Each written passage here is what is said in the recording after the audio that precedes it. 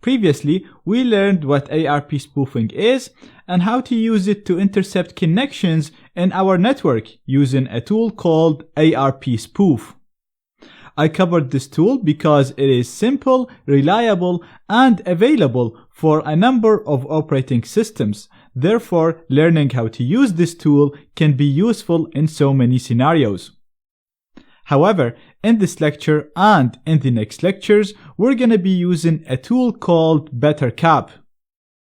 Bettercap can be used to do exactly what we did with ARP spoof. So we can use it to run an ARP spoofing attack to intercept connections. And it can be used to do so much more. So we can use it to capture data and analyze it and see usernames and passwords. We can use it to bypass HTTPS and potentially bypass HSTS. We can use it to do DNS spoofing, inject code in the loaded pages, and so much more.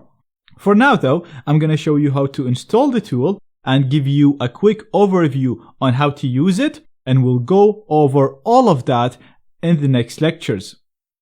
So I'm going to go to my Kali machine here, and to run Bettercap, all I have to do now is just type its name, Bettercap. Now, as usual, if you want to get more information on this command and how to use it, you can do --help, and this will give you a complete help menu.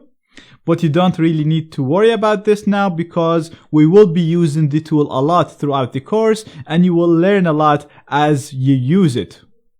So I'm going to clear the screen again. And to run the tool now, I'm going to type Bettercap, the name of the tool, followed by -iface to specify the interface that is connected to the network that I want to run the attacks against. And as you know, to get my interface, we can just do ifconfig. And I'm going to be running this against my NAT network, which is ETH0 is connected to. So I'm going to set my interface to ETH0. I'm going to close this. And I'm going to hit enter to run the tool. And as you can see now, we're inside the tool. We have a different prompt now in which we can use the commands of Bettercap. Now, as you can see here, it's telling us that we can type help to get a list of all of the commands that we can use with Bettercap. And since we don't know how to use it, I'm actually going to type help. And perfect. As you can see, we get a full list of all of the commands that we can use. Again, I'm going to use it with you now as we go through the course, so you can have a quick look on them, but don't worry too much about them. What's really important and you need to pay attention to right now is the modules. So these are all of the modules that we can use, or all of the things that we can get Bettercap to do. And as you can see right now, none of them is working except for the event stream, which is basically the module that runs in the background to handle all the events. Now, you can type help followed by the name of any module you want. And this will show you a help menu that shows you how to use this specific module. For example, I want to show you in this lecture the net.probe and the net.recon modules. So, since I don't know how to use them, I've typed help and I'm going to follow it by the name of the module, which is net.probe. I'm going to hit enter, and as you can see, you'll get a description of what this module does. So basically, it keeps sending UDP packets to discover devices on the same network, and we can do net probe on to turn on the module and net.probe off to turn it off. You can also see all the options that you can modify for this module, and I'm going to talk about options and how to modify them in the next lecture. So for now, I'm going to keep all these to the default option, and I'm just going to do net.probe on to turn it on. And as you can see, this will automatically start discovering clients connected to the same network.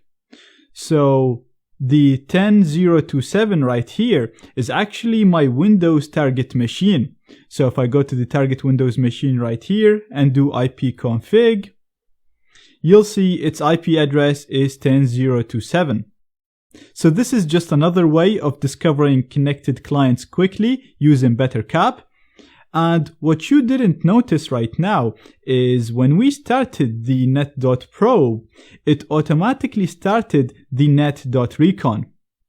To confirm this, so if we go up right here, you can see the only module that was running is the events.stream. And now, if I do help, you'll see I actually have two modules running, the net.probe, which we just saw and we turned on manually, and the net.recon, which got turned on automatically by Bettercap. The reason for this is because the net.probe sends probe requests to all possible IPs, and then if we get a response, the net.recon will be the one detecting this response by monitoring my ARP cache and then adding all of these IPs in a nice list so we can target them. So now, because the net.recon is actually running, we can do net.show to see all of the connected clients. And as you can see, we get a nice list of all of the connected clients. We can see their IPs. We can see the corresponding MAC addresses for these clients. And it can also show you information right here about each one of these IPs. For example, it's telling us that this IP right here is the IP for ETH0. So this is the IP of this computer. It's also telling us that this IP right here is the gateway. This is the IP of the router. And you can also see at the vendor in here, it's attempting to discover the manufacturer of the hardware used in each of these clients. So as you can see for the gateway, it thinks that it uses a Realtek chipset. Now you can also see here the 10.0.2.7 device. Like I said, this is my target Windows device right here. So that's it for this lecture. I just wanted to give you a quick overview on how to get help about a specific module, how to run a specific module, and analyze the results that it returns. And in the next lecture, I'm going to show you how we can run an ARP spoofing attack using Bettercap to intercept the data and read usernames and passwords that flow through the network once we become the man in the middle, once we intercept the connection.